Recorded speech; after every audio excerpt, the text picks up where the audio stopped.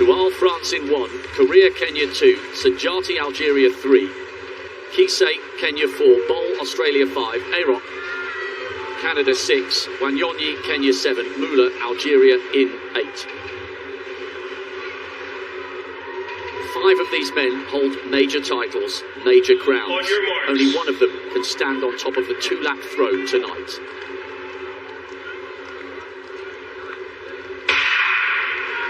Final of the men's 800 metres gets underway with a growing sense of anticipation. KORIR is the Olympic champion, starting second from the inside, second from the right, as we look at it there, between the Frenchman Tual and Sajati.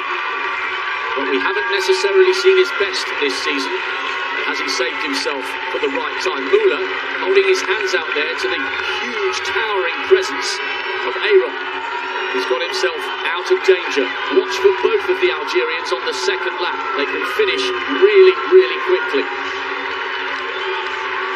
Kisase out of danger, the Commonwealth champion, up onto the shoulder of Peter Bol. No move yet from KORIR. The Olympic champion is at the back. They take the bell. One of these men is 50 seconds away from a place in history.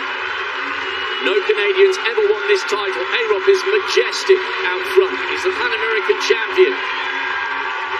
Tual is a little bit boxed on the inside in second place. Kisase and KORIR trying to come wide for Kenya. Watch for the 2 Algerians. They could finish really, really quickly. Kisase in second. And KORIR is now coming as the Olympic champion. Fooled us all. No form to speak of all season. Aroc's driving for the line. He'd love to be the first Canadian to win this. But Emmanuel KORIR is coming away. He's pushing. He's driving. The lactic acid is taking hold. But the Olympic champion becomes the world champion. And what a second place for Sajati. The Algerian came through for silver.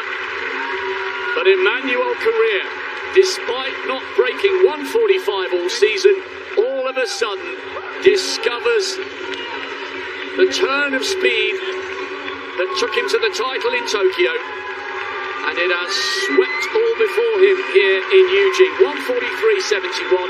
And Marco Aroc does become the first Canadian medalist in this event for 15 years.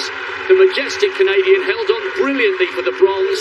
But KORIR takes gold for Kenya, the Olympic champion, adding to his rich list of titles. That was a magnificent run from him. Truly magnificent. At the crucial point of the season, he found his form. Well, they came through in a high 51, but it was Marco Aroc who said, I'm going to push that third 200, really make everybody hurt. And we talk about that quote before you come out here. You know, if you're going to beat me, you're going to have to hurt. And he made everybody hurt. He really made that race. And so I think down the home stretch, he became my sentimental favorite just to get a medal, because he was the guy out front pushing and doing all the work. But KORIR just measured that absolutely perfectly. And what a time to run a season best. Sajati ran really well for the silver. He finishes so fast. And do you know what? If KORIR hadn't been quite as strong as he was, I think he probably would have taken the gold. But there was real power in those legs over the last 20 or 25. And remember, he was 6th in the 400 final in 2019. He has run 44.2. He's not in that kind of shape this year. And he's not in 142.05 kind of shape that took him to 6th on the all-time list, again, 3 or 4 seasons ago.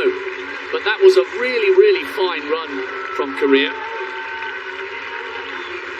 And what about that for Marco Aroc? That's a huge, huge moment for the Canadian middle distance community. He bowed out in the semis in Tokyo. And what I loved about that, he was bold, as you said, Dan. He went to the front at the bell and said, OK, look, I'm going to be the one to dictate the rhythm. I think I can hang on for a medal. If 3 of you want to come past me, I'm going to make you work. And in the end, only 2 did, and he gets his moment on the podium. Well, Aroc, just a natural front runner. He says he likes to be in the front because it keeps his 6'3" frame out of trouble. There you see him, he get tangled up just a little. Mula really came charging in from the outside. And there you see A-Rob almost get tripped up at the beginning of this thing.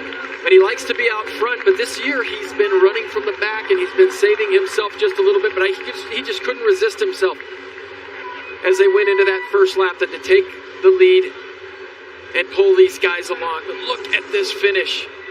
The grit and determination by all of those guys, it's just absolutely evident. Wanyonyi wasn't far away from the podium. A-Rob hung on really well for third. Wanyonyi's still only 17. He was bidding to become the youngest medalist in the event's history. A-Rob was really beginning to feel it here. You could see that massive stride was shortening. Sajati had the quickest momentum at this stage of the race. KORIR's head was rocking and rolling. I've never seen him do that before. He was in a world of pain, but the pain turned to elation and relief as the Olympic champion became the world champion. What is it they say? Sorry, what is it they say about class being permanent? The cream rises to the top. 400-meter runners moving up to the 800. 400-meter runners moving down to the 2 and the 100 meters. It's a crazy world right now. It's an upside-down world. You got these quarter-milers doing everything, going up, moving down. Emmanuel KORIR strikes at the perfect time this season. A wonderful performance, a second successive global crown after his Tokyo title. Sajati richly deserves the silver, and A-Rob a moment of history for the Canadians with the bronze.